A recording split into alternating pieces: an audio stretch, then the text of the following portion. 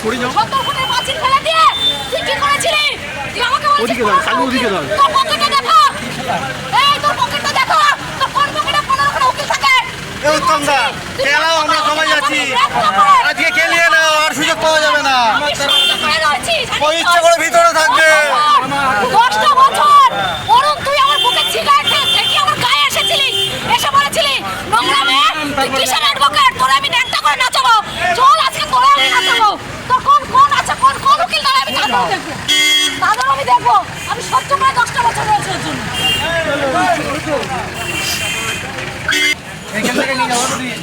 তোকে আমি বাবার মতো সম্মান দিয়েছিলাম, আর দাঁড়ানোর কিছু নেই।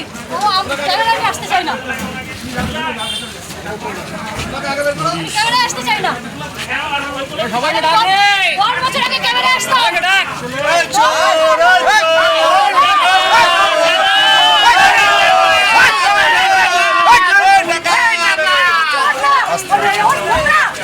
আস্তে নোংরা একটা অসময় কংগ্রেসের লোক ও সিগারেট কুকুর কেমন করেছে? আমার মেয়েটা বেঁচে আছে। আমার মেয়েটা কি অবস্থা আছে এখন? 70 ফুটের পাঁচিলের উপর দিয়ে। আরে উকিল ও বলেছে আমার উকিলটাকে ফলো করে। তুই বলেছিস